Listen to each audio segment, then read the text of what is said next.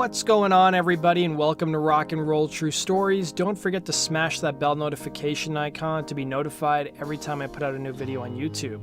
In 1998, the Austin band Fastball released a single of The Way from their second album, titled All the Pain Money Can Buy, which would go platinum and stay on the charts for over a year.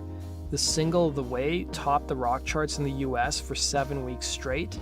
When most people hear the song, they hear a tale of eternal youth and an endless road trip with no final destination. But listen to the story behind the song, and trust me, you'll never hear it the same way again. That's what we're going to talk about in today's video. The story of the song dates back to 1986 in Salado, Texas, and centers around two strangers. There was a woman named Leela and a man named Raymond who were strangers to one another. They were both in their 70s at the time, they were widowed, and they were both grandparents. The pair would end up crossing paths, they would fall in love, and share the love of their music together, and eventually get married. Every summer in Salado, they would carry out an annual tradition of driving to Temple, Texas, which is about 10 to 15 minutes away, to the annual Fiddling Festival. And by 1997, Raymond was 88, he was in poor health after suffering a stroke, and Leela was 83 and was showing early signs of dementia. But despite their health problems, they still hit the road that year to go to Temple, Texas. A few days later, the frontman of the band Fastball, Tony Scalzo, was reading the newspaper at his dining table one morning when he came across a headline that read, "Elderly Salado couple missing on a trip to nowhere." It would turn out that Raymond and Leela Howard hadn't returned from the Fiddling Festival in 1997, and police were now searching for them. A few days later, Tony saw another headline in the paper that read, "Family still mystified by disappearance." Tony soon became infatuated with the story, asking himself, who is this couple and where were they going without ever knowing the way? The tragic tale would provide the inspiration for Raymond to turn the story into a song.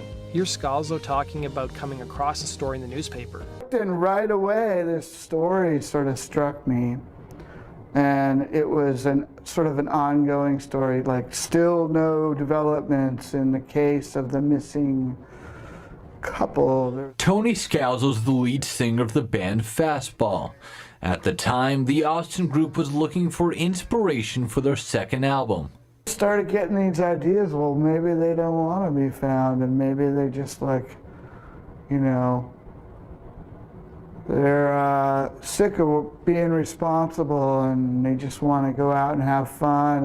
And within a few hours, Scalzo had developed the bulk of the song, all as authorities were still searching high and low for the Howards. It would turn out that an officer in Arkansas had pulled the couple over for driving without their lights on.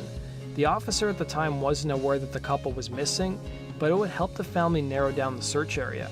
A few weeks later, the elderly couple were found dead in their vehicle as their bodies were discovered by a group of teenagers walking through a ravine at the bottom of a canyon in Hot Springs, Arkansas. Hot Springs, Arkansas is about 400 miles from the couple's destination, and Scalzo had finished writing the song when he learned about the couple's fate.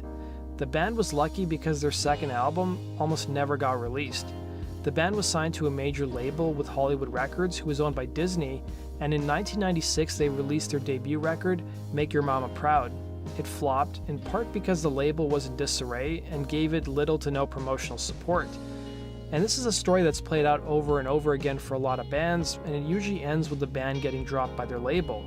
But there was so much turnover happening at Hollywood Records that there was nobody to drop them, and they soon got an opportunity to record a second album in the summer of 1997. When it came time to release a single for Fastball's second album, the group's manager suggested The Way, and so it was sent to radio stations where it would prove to be one of the biggest songs not just of 1998, but of the 90s, staying at the #1 spot on the alternative rock charts for 7 consecutive weeks. The song was also notable for sampling other big 90s songs at the beginning of the track, including Jewel's Foolish Games, Roy Orbison's You Got It, and Madonna's Vogue.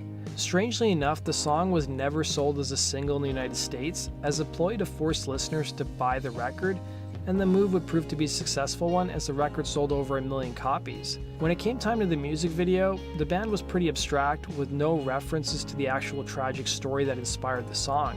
It shows the band driving into the desert, arriving in a camper where dancers emerge, and performing as the band plays the song. The following year, Raymond and Leela's children and grandchildren were driving and turned on the radio and heard Fastball's song The Way, and immediately recognized that it shared some similarity to the couple's final days.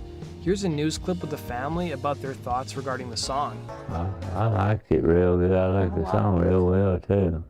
Yeah, I was just blown away. I just couldn't believe somebody would do something like that for my grandma. In an interview with Songfacts frontman Tony Scalzo revealed how the success of the song took him by surprise, saying, "I didn't think it would be anything but an abstraction of their story, so I wasn't really thinking about that. Also, I wasn't expecting it to be this massive song that everybody liked, so I was unfettered by any of those concepts," he'd say. That does it for today's story, guys. Thanks for watching. Let me know your thoughts on the song, and do you remember it being a huge hit?